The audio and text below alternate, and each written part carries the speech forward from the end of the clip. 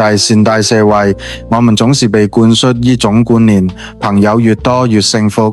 手機裏沒幾個群組，週末沒人約，生日沒人傳息，似乎就成了邊緣人。但真相真的如此嗎？事實是，許多人頻繁社交，卻依然感到孤獨。連私人列表很嶄新，卻是空的。反之，有些人獨處時間多，朋友少，卻顯得異常安穩。這背後的心理機制是什麼？首先，我們必須釐清孤獨與獨處的區別。獨處的人並非處於痛苦狀態，他們享受與自己相處，那是一種心靈的自給自足。為什麼有些人獨處會感到快樂？呢與大腦的多巴胺系統運作方式有關。懷想者從社交中獲取能量，獨處偏好者對刺激敏感。對於他們來說，最實快的刺激閾值較低，即使是安靜的環境，也能讓他們感受到足夠的充實感，這是一種天生的感官敏感度。大腦中的前額葉皮質負責思考與自我反省，在獨處時這塊區域會特別活躍。這個就是為什麼獨處的人往往更具創意。這種狀態下，大腦在處理深層資訊與創意整合。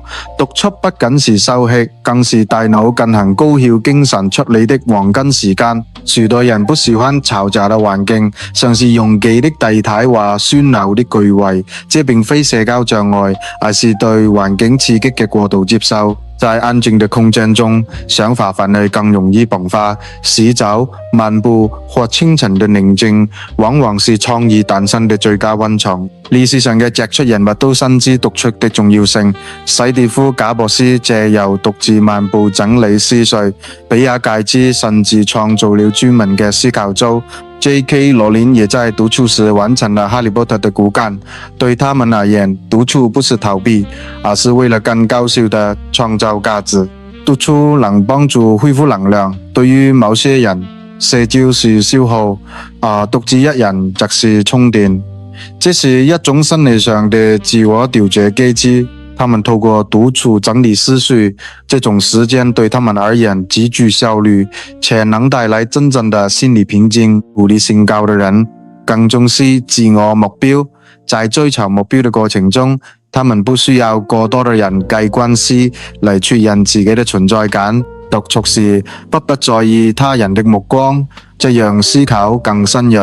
這個自我探索與規劃未來的最佳時機。擁有自主權與空間感，會帶來巨大的安全感。呢種對生活節奏的掌控，能有效降低焦慮。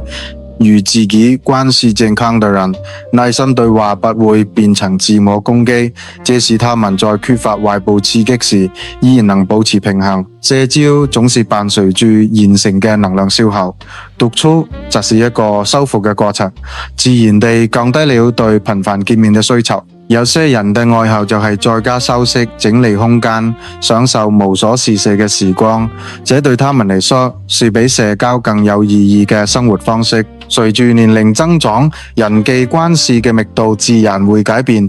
這不是疏遠，而是生活重心與責任的轉移。當我們開始了解自己嘅氣質，就會肯尋更適合自己嘅社交方式，不再為了迎合而勉強。就是一個篩選的過程，將不必要的關係整理掉，留下真正能共鳴的對象。每個人需要的社交量都不同，有些人在團體中感到安全，有些人則在獨處中獲得力量。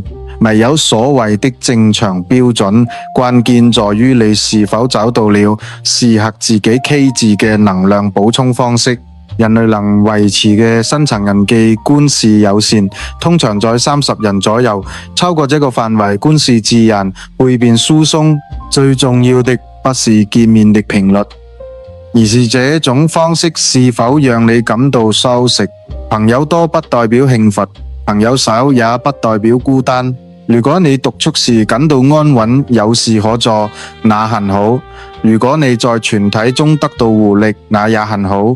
生命沒有標準答案，請記得用自己嘅方式生活，才是對自己最好的負責。我們在社會的期待中長大，卻在與自己對話中找回真實。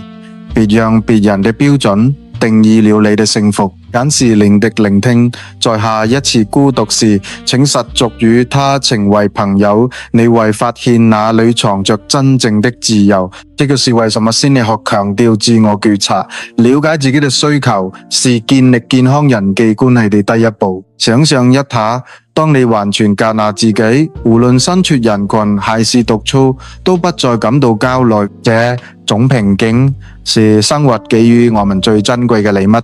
請務必珍惜這段與自己共處的時光。無論選擇哪種生活方式，只要能讓心靈得到滋養，那就是最適合你的選擇。別忘記，你不需要向任何人證明你的社交生活是否精彩，真實嘅你本身就足夠美好。在忙碌的世界中，給自己留出一塊空間，那不僅是修飾，更是對自我嘅尊重。當你能夠自在地讀出你的人際關係，反而分子空間更純粹。這是因為你不再需要透過他人來填補內心的空虛，而是將完整的自己代入關係中。這個是成長嘅過程，從依賴外部評價轉向內在嘅力量與自我肯定。願你在每個獨處的瞬間都能找到呢份與自己和解嘅力量，這才是真正的幸福。我們探討了獨處的科學，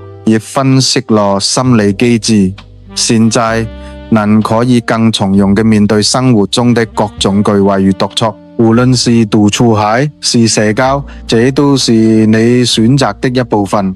請相信你的選擇，那係最適合你的。不要害怕與眾不同。如果你偏好獨處，那是你獨特的心理特質，應該被欣賞。我們生活在一個鼓勵連結的社會，但係連結的品質遠比數量重要。當你學會了獨處，你就學會了如何更好地與呢個世界相處。這是一個心理學的實證，也是一個生活的建議院。這段內容能為您帶來啟發。知定你是自己生活的主人，無論他人怎麼看，你都有權利選擇最舒服嘅狀態。再次感謝您嘅觀看。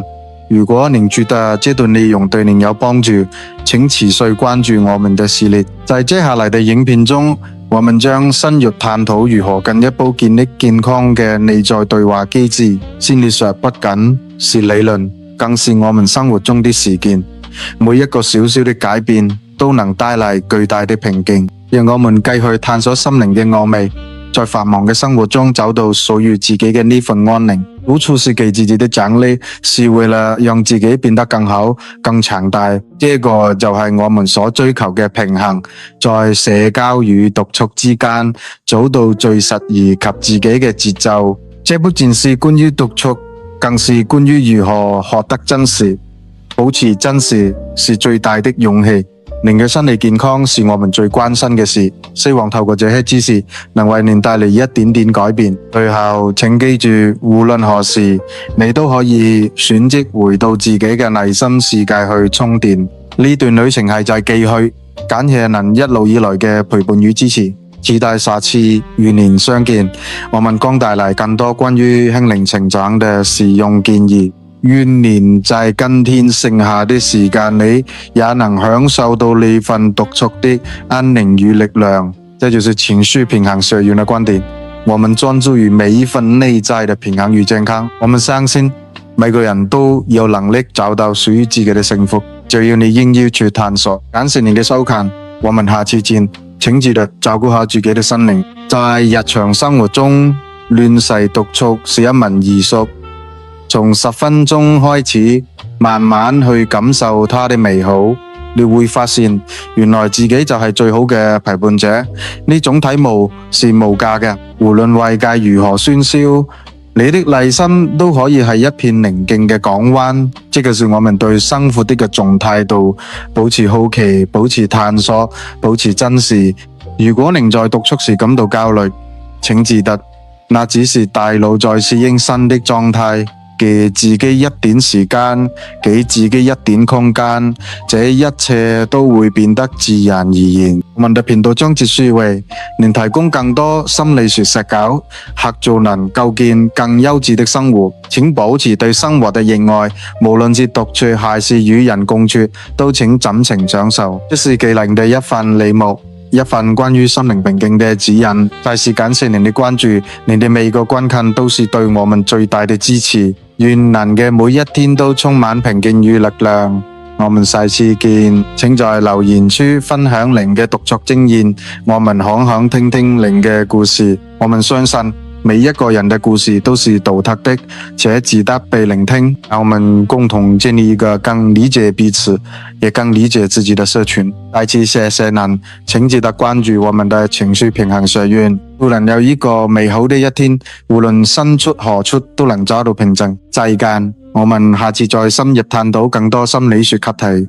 係喺士林嘅時裝園，這段影片成為您心靈成長嘅助力。